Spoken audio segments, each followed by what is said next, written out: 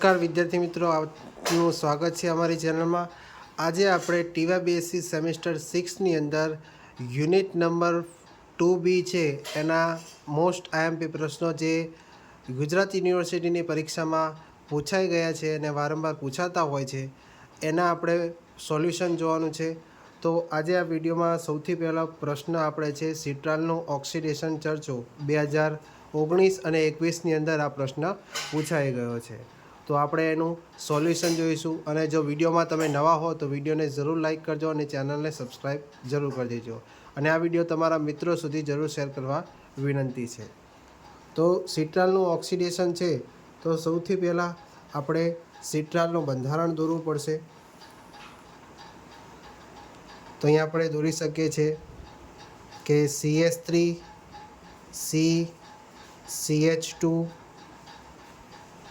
CH2 CH double bond C, બંને બાજુ CH3 જોડાયેલા છે અને અહીંયા ડબલ બોન્ડ CH CHO. બરાબર. તો આ સિટ્રાલ છે એનું શું કર્યું છે, ઓક્સિડેશન આપણે પ્રક્રિયા કરીએ છીએ. તો ઓક્સિડેશન આપણે સૌપ્રથમ આલ્કલાઇન KMnO4 સાથે ઓક્સિડેશન કરીએ છીએ. તો સૌપ્રથમ એનો નંબરિંગ આપી દઈએ. તો અહીંયા 1 2 3 4 5 6 7. બરાબર. તો આ રીતે આપણે એનું નંબરિંગ આપીએ છીએ. ત્યારબાદ હવે આપણે એનું અહીંયા નામ લખી દઈએ સિટ્રાલ. સિટ્રાલનું ઓક્સિડેશન જ્યારે કરો છો ત્યારે અહીંયા તમારે યાદ રાખવાનું કે બીજા અને ત્રીજા કાર્બન અને છઠ્ઠા અને સાતમા કાર્બન વચ્ચે જે ડબલ બોન્ડ જોડાયેલો છે એ ડબલ બોન્ડ આની અંદર સૌથી પહેલાં બ્રેક થશે. એટલે ડબલ બોન્ડ છે તો એમાં એક સિગ્મા બંધ અને એક પાઈ બંધ જોડાયેલ હશે. તો એમાંથી પાઈ બંધ અહીંયાથી તૂટી જશે અને એની જગ્યાએ આપણે શું એડ કરવાનું છે, OH ગ્રુપ એડ કરવાનું છે. કે જ્યાં જ્યાં બીજા અને ત્રીજા સ્થાન પર અને છઠ્ઠા અને સાતમા સ્થાન પર આપણે શું કરીશું, સૌથી પહેલાં બંધ તોડી નાખશું અને એની જગ્યાએ આપણે OH ગ્રુપ આપણે એડ કરી દઈશું. તો અહીંયા આપણે જોઈ શકો છો, સૌથી પહેલાં લખી દઈએ CH3 C CH2 CH2 CH, બંધ તૂટી જશે તો CHOH. અહીંયા પણ આપણે લખી દઈએ COH, નીચે પણ CH3 CH3. પછી અહીંયા પણ આપણે લખી દઈએ, બંધ તૂટી જશે એટલે કે COH અને અહીંયા CHOH અને નીચે આલ્ડીહાઇડ ગ્રુપ જોડાઈ જશે. બરાબર. આ જે આપણને જે પ્રાપ્ત થાય છે એ આપણને મળે છે ટેટ્રોલ વ્યુત્પન્ન આપણને પ્રાપ્ત થાય છે. હવે એ ટેટ્રોલ વ્યુત્પન્નની આપણે ક્રોમિક એસિડ વડે ફરીથી ઓક્સિડેશન કરવામાં આવે છે. એ ઓક્સિડેશન પ્રક્રિયા કરીશું તો હવે અહીંયાથી શું થશે, અહીંયાથી આ બંધ તૂટી જશે. બરાબર. અને અહીંયાથી આપણને સૌપ્રથમ એસિટોન પ્રાપ્ત થશે C ડબલ બોન્ડ O અને બંને બાજુ CH3 આપણને જોવા મળશે. એટલે કે એસિટોન આપણને સૌથી પહેલાં અહીંયાથી પ્રાપ્ત થશે. બરાબર. ત્યારબાદ આપણે આગળ જોઈએ તો અહીંયા જે હાઇડ્રોજન છે એ ફરીથી અહીંયા જોડાઈ જશે. અહીંયા ઓક્સિડેશન પ્રક્રિયા કરીએ છીએ તો અહીંયા CHOH જોવા મળે છે. હવે અહીંયા શું થશે કે આ હાઇડ્રોજન અહીંયાથી દૂર થશે અને એની જગ્યાએ ઓક્સિજન છે એ ઓક્સિજન અહીંયા એડ થઈ જશે. તો આપણને કાર્બોક્સિલિક ગ્રુપના ફોર્મમાં જોવા મળશે. બરાબર. તો જ્યાં જ્યાં એ અહીંયા દર્શાવ્યું છે, બરાબર, ત્યાંથી આપણે આ પ્રક્રિયા કરીશું. તો હવે અહીંયાથી શું થશે, અહીંયાથી પણ આ બંધ તૂટી જશે. તો અહીંયા બીજી એક પ્રોડક્ટ આપણને પ્રાપ્ત થશે CH3 CH2 CH2. અહીંયા આપણને મળશે COOH. બરાબર. હવે અહીંયા શું થશે કે હાઇડ્રોજન અહીંયાથી પણ એક નીકળી જશે એટલે C≡O આપણને અહીંયાથી પ્રાપ્ત થશે. અહીંયાથી એક અહીંયા હાઇડ્રોજન દૂર થઈ જશે અને અહીંયાથી પણ એક હાઇડ્રોજન આમાંથી નીકળી જશે અને ઓક્સિડેશન પ્રક્રિયા કરે છે એટલે ઓક્સિજનનો અહીંયા ઉમેરો થશે એટલે કે COOH અને અહીંયાથી એક હાઇડ્રોજન જતો રહેશે.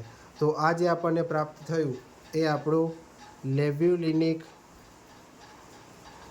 એસિડ આપણને પ્રાપ્ત થાય છે. બરાબર, આપણે બે પ્રોડક્ટ તો થઈ ગઈ.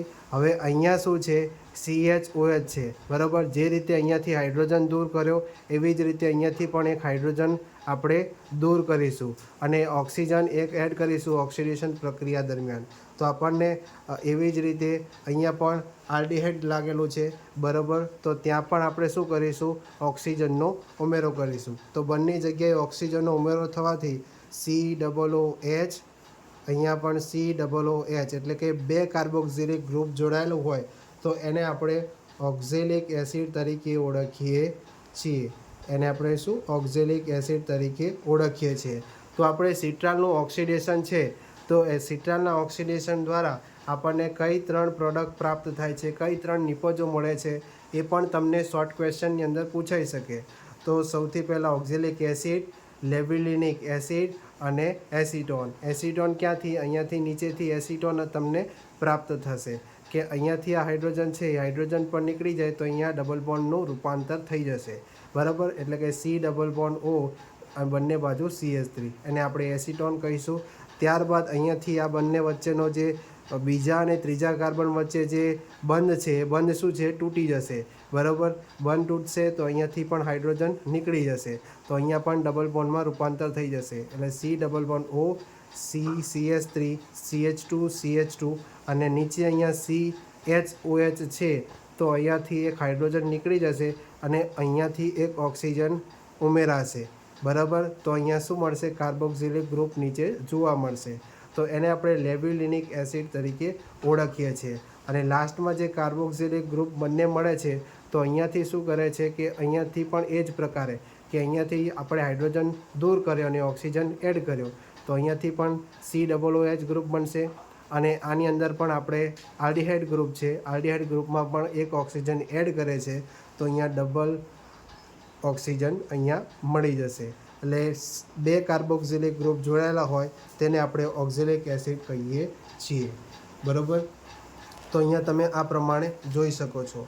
હવે તમને બુકની અંદર થોડી માહિતી આપેલી છે. આ તો આપણે એની પ્રક્રિયા ઓક્સિડેશન લખી દીધું. હવે એના ઉપરથી તમારે લખાણ લખવાનું આવશે તો લખાણની અંદર શું છે એ આપણે જોઈ લઈએ છીએ. તો સૌથી પહેલાં તો લખાણની અંદર લખેલું છે કે સિટ્રાલનું ઓક્સિડેશન પ્રથમ આલ્કલાઇન KMnO4 અને પછી ક્રોમિક એસિડ વડે કરીએ છીએ તો આપણને 3 પ્રોડક્ટ મળે છે એ આપણે લખાણ દ્વારા લખવાની છે.